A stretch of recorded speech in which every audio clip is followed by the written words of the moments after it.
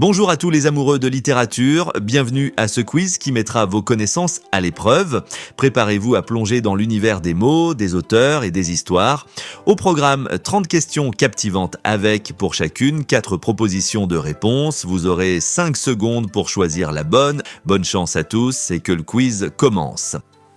Sorubir, quel type de poème est composé d'initiales de chaque vers qui, lu verticalement, compose un autre nom, un acrostiche, un sonnet, un haïku ou une ode?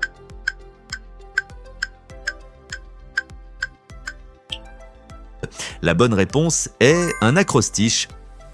Question 2. Qu'est-ce qu'un picaro dans la littérature espagnole? Un noble chevalier errant, un aventurier rusé et débrouillard, un moine itinérant prêchant la bonne parole ou un riche marchand parcourant le monde à la recherche de trésors?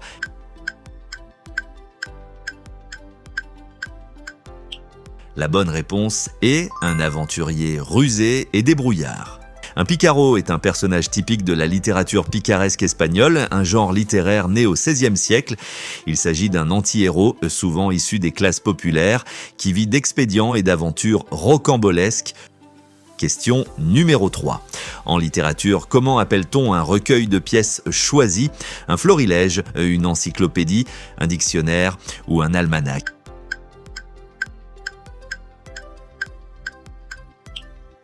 La bonne réponse est un florilège. Un florilège est un terme utilisé pour désigner un recueil de textes choisis, généralement pour leur qualité littéraire ou leur représentativité d'un genre, d'une époque ou d'un auteur. Question numéro 4. Quel texte de l'an 842 est considéré comme le premier texte en français? La chanson de Roland, les serments de Strasbourg, la séquence de Sainte Eulalie ou le roman de Renard?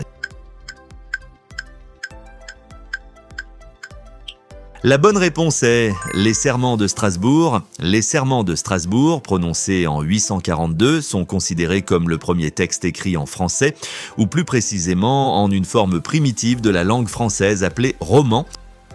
Question numéro 5. Quel nom donnait-on aux contes en vers divertissants au Moyen-Âge? Fabliaux, chansons de geste, mystère ou roman courtois?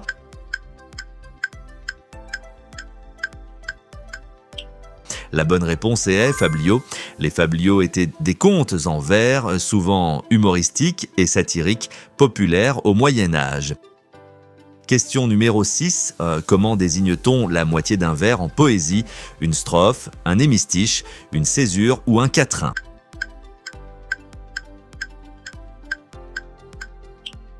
La bonne réponse est un hémistiche. Un hémistiche est la moitié d'un vers, généralement marqué par une pause ou une césure. Question numéro 7. Le mot astérisque vient du grec astéricus qui signifie petite étoile, petit point, petit signe ou petite marque.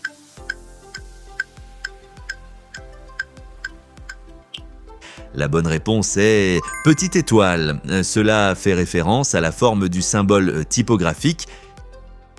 Question numéro 8. Comment appelle-t-on un recueil de morceaux choisis d'œuvres littéraires ou musicales? Une anthologie, une encyclopédie, un dictionnaire ou un almanach?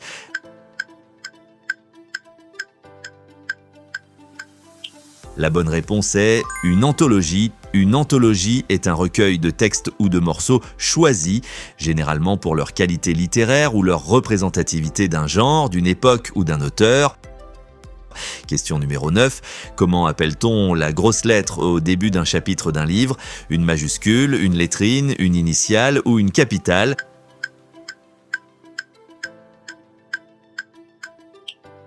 La bonne réponse est une lettrine. Une lettrine est une lettre ornementale, souvent de grande taille, placée au début d'un chapitre ou d'un paragraphe pour en marquer le commencement.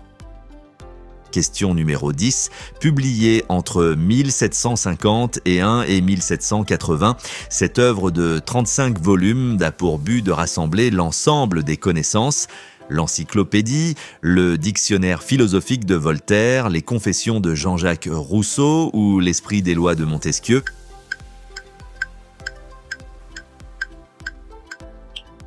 La bonne réponse est l'Encyclopédie. L'Encyclopédie, dirigée par Diderot et d'Alembert, est un ouvrage monumental du siècle des Lumières qui visait à rassembler et diffuser l'ensemble des connaissances de l'époque.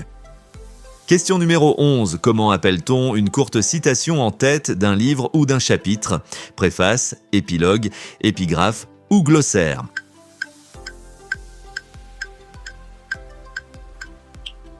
La bonne réponse est épigraphe.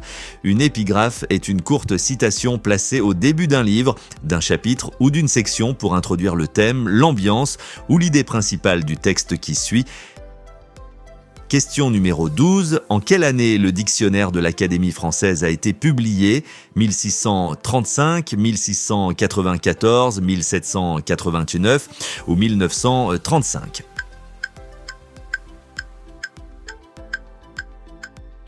La bonne réponse est 1694. La première édition du dictionnaire de l'Académie française a été publiée en 1694 à l'initiative du cardinal Richelieu. Question numéro 13. Qui a dit « La culture, c'est ce qui demeure dans un homme lorsqu'il a tout oublié » Édouard Herriot, Selma Lagerlöf, un pédagogue japonais anonyme, ou Émile Henriot?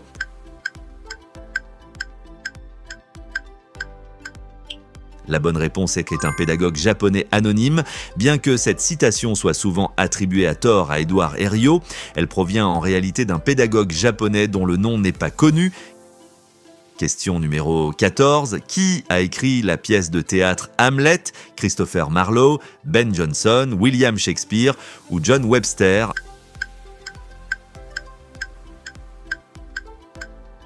La bonne réponse est William Shakespeare. William Shakespeare est un dramaturge et poète anglais de la Renaissance. Cette pièce, écrite vers 1600, est considérée comme l'une des œuvres les plus importantes et influentes de la littérature mondiale. Question numéro 15. Qui a écrit Le Petit Prince? Jules Verne, Antoine de Saint-Exupéry, Victor Hugo ou Albert Camus?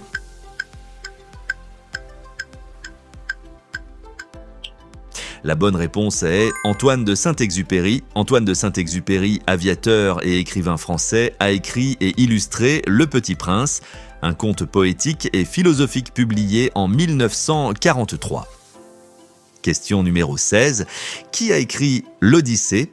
Sophocle, Euripide, Homère ou Virgile?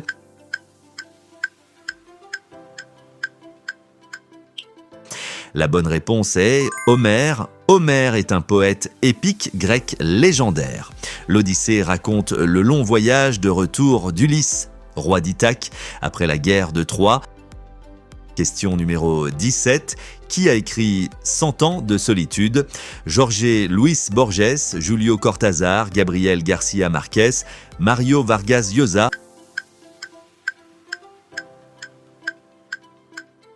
La bonne réponse est Gabriel García Márquez. Gabriel García Márquez, écrivain colombien et lauréat du prix Nobel de littérature en 1982. Publié en 1967, ce chef-d'œuvre de la littérature latino-américaine raconte l'histoire de la famille Buendía sur 7 générations dans la ville fictive de Macondo. Question numéro 18. Qui a écrit Le Prince? Machiavel, Montesquieu, Rousseau ou Voltaire?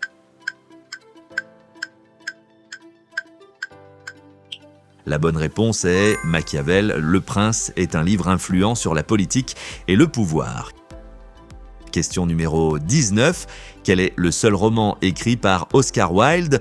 La lettre volée, Des souris et des hommes, Le vieil homme et la mer ou Le portrait de Dorian Gray?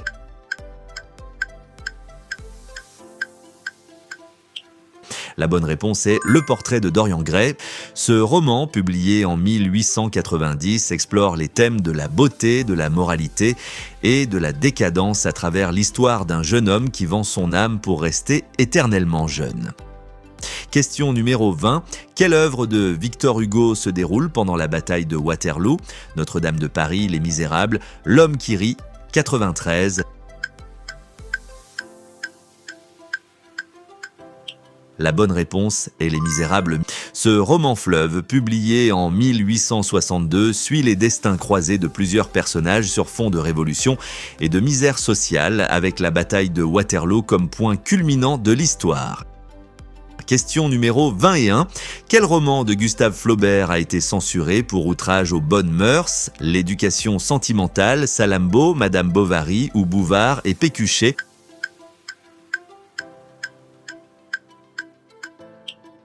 La bonne réponse est Madame Bovary. Publié en 1857, ce roman réaliste raconte l'histoire d'Emma Bovary, une femme mariée qui cherche à échapper à l'ennui de sa vie provinciale par des aventures adultères. Question numéro 22. Quel roman de George Orwell décrit une société dystopique sous surveillance constante? La ferme des animaux, 1984, Hommage à la Catalogne ou Le quai de Wigan?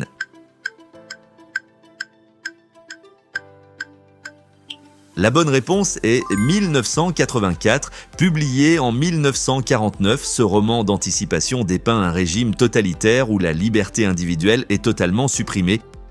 Question numéro 23. Qui a écrit L'étranger? Albert Camus, Jean-Paul Sartre, Simone de Beauvoir ou Marguerite Duras?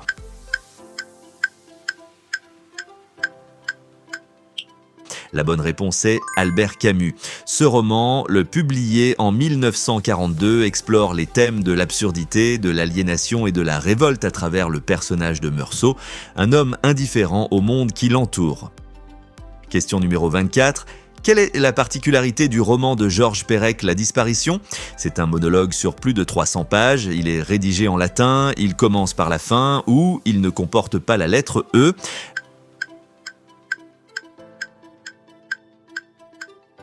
La bonne réponse est « Il ne comporte pas la lettre E ». Cet ouvrage, publié en 1969, est un lipogramme, c'est-à-dire un texte qui exclut volontairement une lettre de l'alphabet. Question numéro 25. Qui a écrit Le Comte de Monte Cristo? Victor Hugo, Honoré de Balzac, Alexandre Dumas ou Stendhal?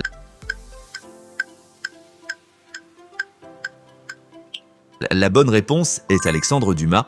Publié en 1444, ce roman d'aventure raconte l'histoire d'Edmond Dantès, un homme injustement emprisonné qui s'évade et se venge de ceux qui l'ont trahi. Question numéro 26. Quel roman de Jane Austen met en scène les sœurs Bennet à la recherche d'un mari? Raison et sentiment, Emma, Orgueil et préjugés, Persuasion. La bonne réponse est Orgueil et préjugés. Publié en 1813, ce roman explore les thèmes de l'amour, du mariage et des conventions sociales dans l'Angleterre du 19e siècle. Question numéro 27. Quel auteur français est connu pour ses romans historiques comme Les Rois maudits? Maurice Druon, Alexandre Dumas, Victor Hugo ou Guy de Maupassant?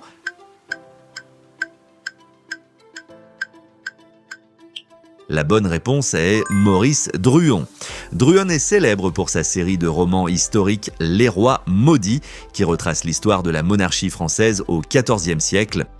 Question numéro 28. Quel roman de science-fiction de Frank Herbert met en scène la planète désertique Arrakis? Fondation, Le meilleur des mondes, Dune ou Solaris?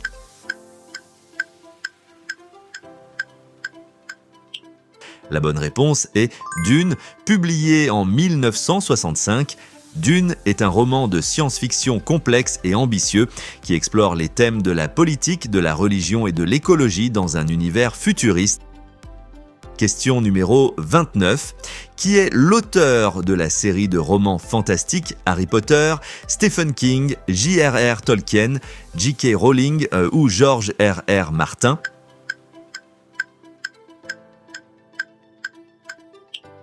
La bonne réponse est J.K. Rowling. La série Harry Potter, qui suit les aventures d'un jeune sorcier, est devenue un phénomène mondial, traduite dans de nombreuses langues et adaptée au cinéma avec un immense succès. Question numéro 30. Quel roman d'Ernest Hemingway raconte l'histoire d'un vieux pêcheur cubain et de sa lutte avec un marlin géant, l'adieu aux armes, pour qui sonne le glas, le soleil se lève aussi, ou le vieil homme et la mer?